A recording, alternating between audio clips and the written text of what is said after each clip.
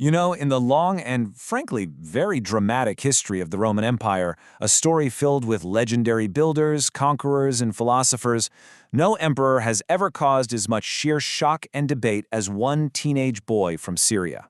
Today, we're diving into the wild story of Heliogabalus. So let's just start with the big question, the one historians are still grappling with 2,000 years later. Was this kid a mad tyrant, a misunderstood religious revolutionary, or maybe, just maybe, a gender non-conforming pioneer born in completely the wrong century? Well, the answer, it's complicated. I want you to just try and imagine this for a second. You're 14 years old, and through a brilliant, incredibly risky political scheme, you become the absolute ruler of the Roman Empire. Not a king, not a president. You are, quite literally, the most powerful person on planet Earth. And then, just 4 short years later, at 18, it's all over. You're brutally murdered, your body is dragged through the streets of Rome, and then unceremoniously dumped into the Tiber River.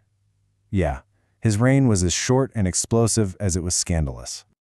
Okay, so to really get a handle on Heliogabalus, you first have to understand the chaotic world he was born into. This was not the stable, golden age Rome of Augustus. Oh no, this was a much darker and way more dangerous time.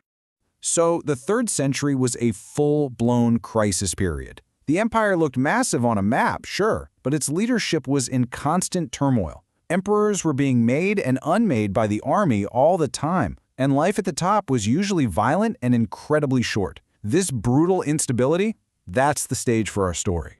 So how on earth did this teenager, a foreign priest from the province of Syria, of all people, manage to seize the throne of the most powerful empire in the world? It sounds impossible, right? Well, his rise to power, as you can see here, was lightning fast, and it was all driven by his grandmother Julia Maesa, one of the most cunning and ambitious women in Roman history for sure. After the emperor Caracalla was killed in 217, she saw her chance. She started a rumor that her grandson was Caracalla's illegitimate son, and by May of 218, that was enough.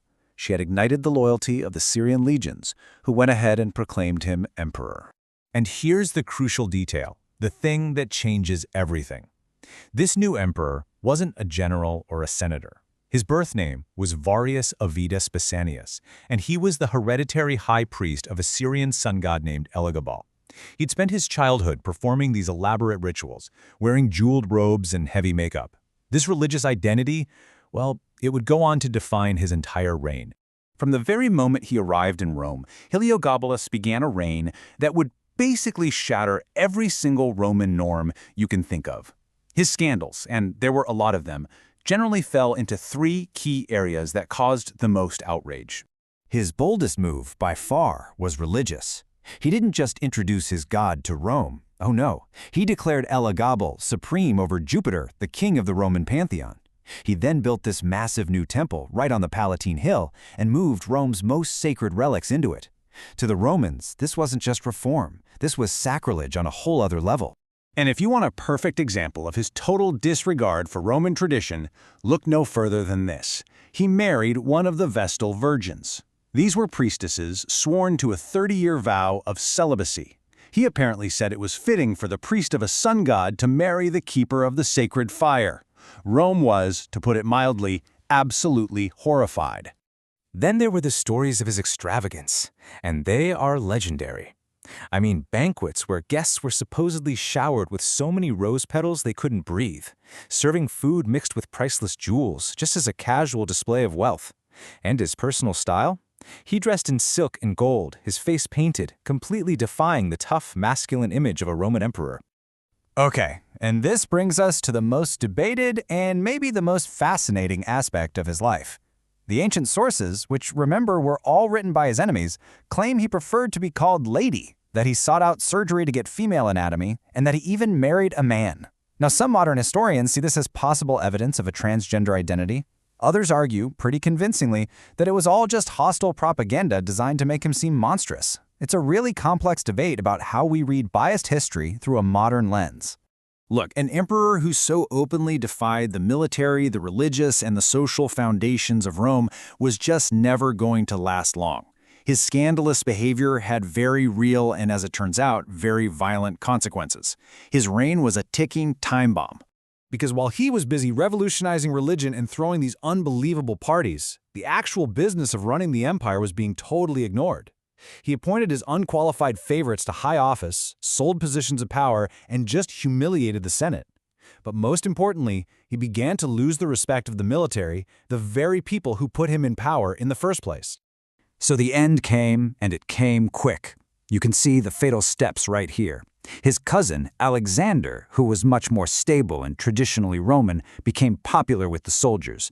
Heliogabalus got paranoid, felt threatened, and tried to have him killed. And that was the final mistake.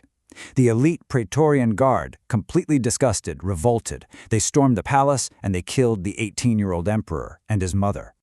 So, you might be thinking, okay, that's a weird, bloody story from nearly 2,000 years ago. Why should I care? Well, because it's more than just a strange historical footnote. It's a powerful case study that echoes debates we are still having right now. Immediately after his death, the Roman Senate issued what's called a damnatio memoriae. It's Latin for condemnation of memory, and it's every bit as brutal as it sounds. This was the ultimate punishment, an official attempt to literally erase someone from history. His name was chiseled off monuments, his statues were destroyed, they wanted to pretend he never even existed. And this, right here, is probably the single most important thing to take away from all this. Almost everything we think we know about him was written by his enemies. The main source, the Historia Augusta, is famously unreliable and just jam-packed with lurid gossip. These writers needed to justify his murder and make his successor look good, so they painted him as the worst monster imaginable. It's a powerful reminder that history is almost always written by the victors. And that's exactly why he's so fascinating today.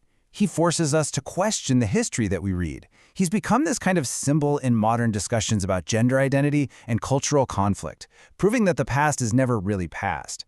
Historia is like a mirror for our own questions about identity, power, and truth. So in the end, we're left with this puzzle, aren't we? Do we believe the version of history told by his assassins, the people who needed him to be a monster? Or do we try to see a more complex figure, a religious revolutionary, maybe a gender pioneer, or perhaps just a teenager who was crushed by a weight of power he never, ever should have had? The true answer? Well, it's still buried somewhere in the ruins of Rome.